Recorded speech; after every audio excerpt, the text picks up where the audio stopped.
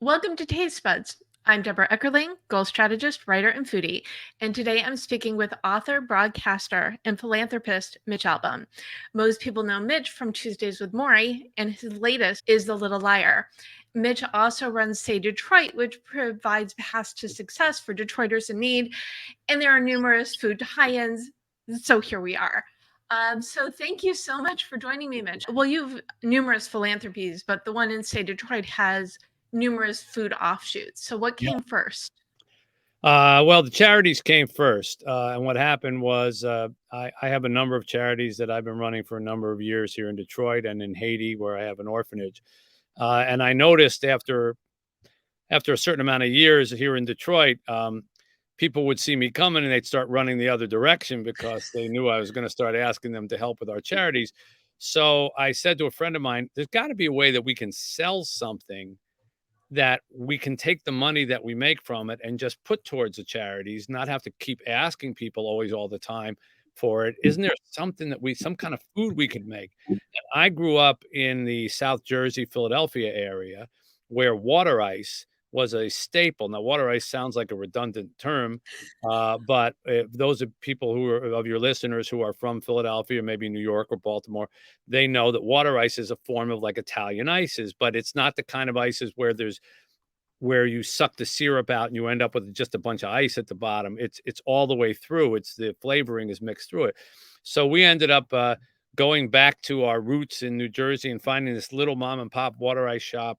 And I went in there and asked them if they had ever thought about um, doing anything for charity. And the woman said, "It's amazing that you say that because I was just in church and I was asking Jesus to send me a sign if I should do something with my life to help others." And I said, "Well, Jesus sent me," and they were so sweet about it, and they came out to Detroit and taught us everything about making water ice.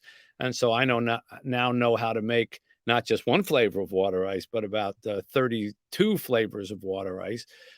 So I consider that and popcorn, which is the other thing that we sell, my specialty. I can make gourmet popcorn. I've come up with a bunch of flavors for gourmet popcorn, and we have a gourmet popcorn shop, and we have a Italian ices, a water ice shop, and to the outside, you'd never know that they weren't just very chic, cool dessert places. But we give every penny that we make away to our charities, and that's how we help fund them.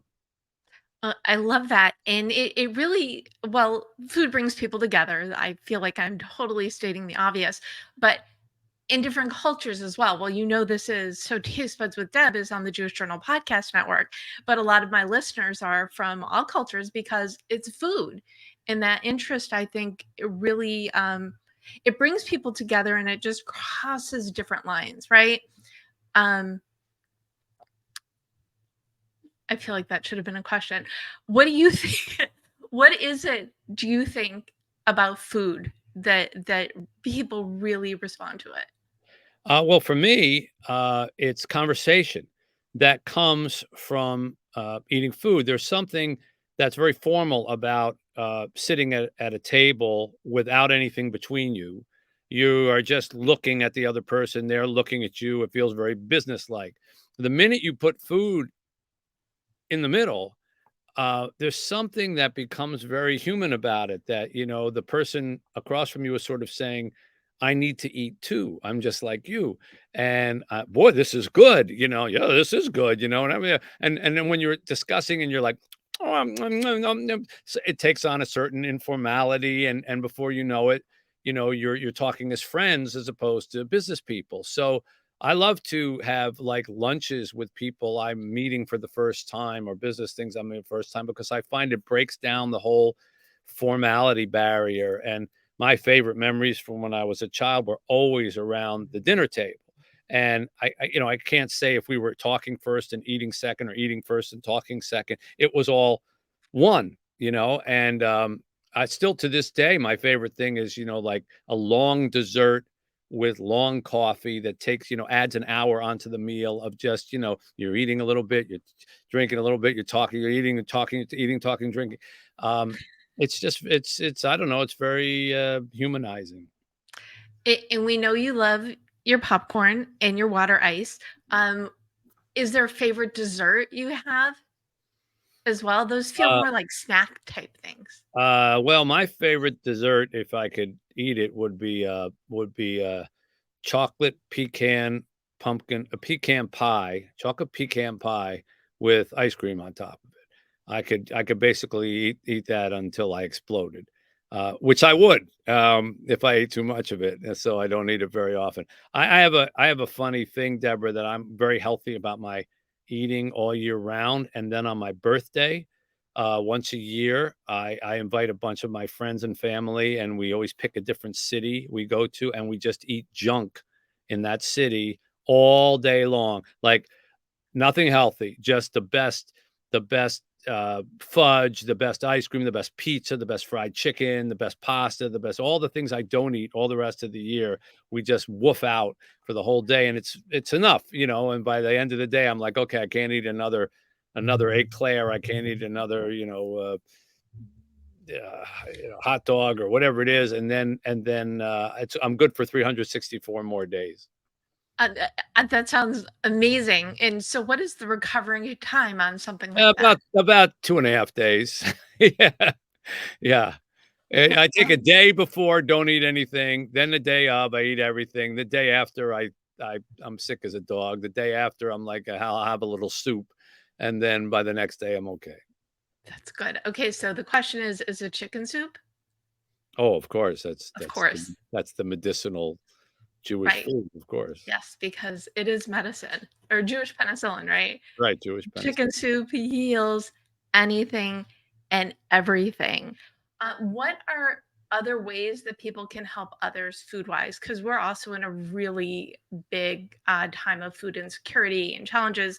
And if people want to help, what are easy ways for people to help? Well, okay. So I have charities here in Detroit where we literally deliver meals to people who are homebound.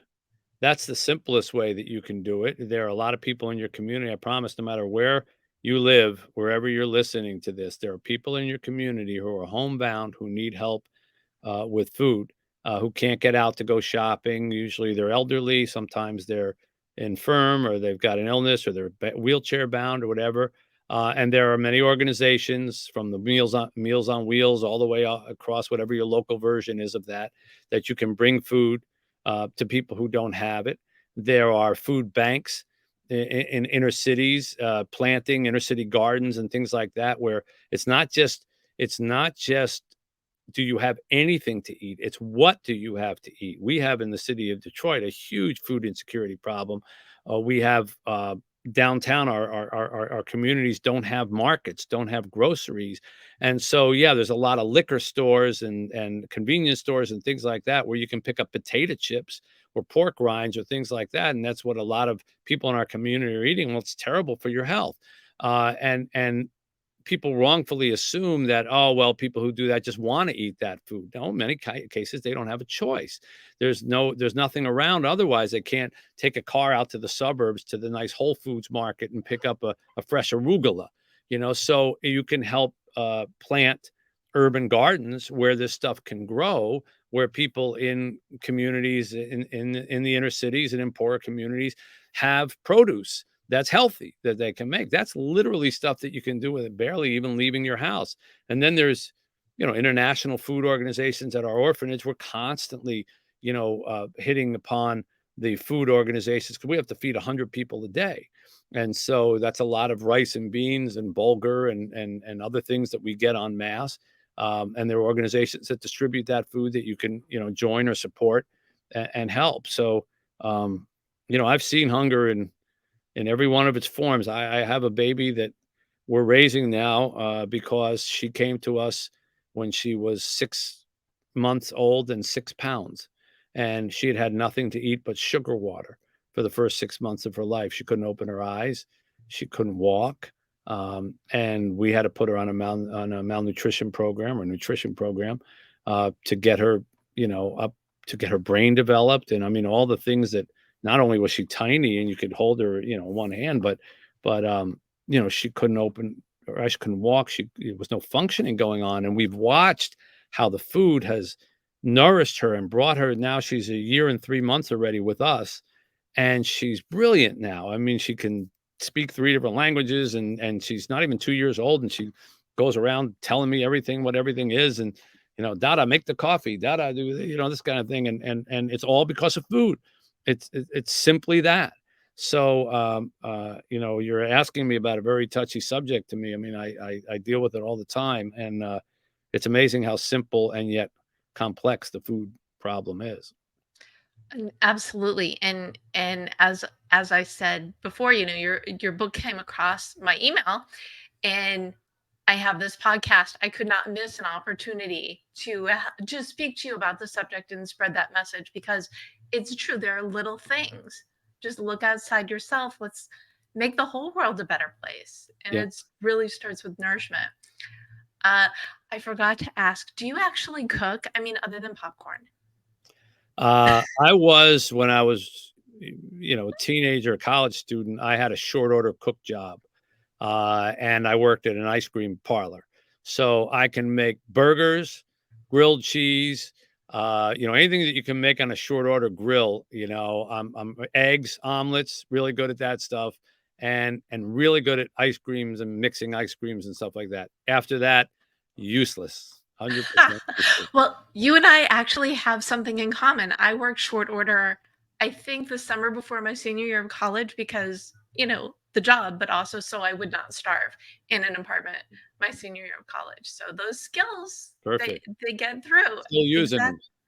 Exactly. Still using them, yes. Now I've added the Instant Pot and the air fryer to my repertoire, so I'm a little bit more versed. Um, Thank you so much, You're Mitch Albom, welcome. for taking the time to talk to me about, well, I feel like everything. Where is the best place for people to connect with you? Uh, MitchAlbom.com. That's the simplest one. If they want to find out about our orphanage, havefaithhaiti.org. Everything else, MitchAlbom.com connects you to everything else. And that's the portal through which you want to travel. Well, and I knew the answer, but I felt it would be silly not to ask the question. Well, I appreciate talking to you, Deborah. I hope everybody enjoys The Little Liar as a book. And thank you for your time, and thank you for what you're doing to help bring important issues to the world. Oh, thank you. And thank you so much for the conversation. And thank you for tuning in to Taste Buds with Deb. Don't miss an episode. You can subscribe on YouTube and or your favorite podcast platform, and go to jewishjournal.com/podcast to read the articles that go with each episode. And you can learn more at tastebudswithdeb.com. Again, thank you, Mitch. Thank you all for tuning in. Until next time, bon appetit.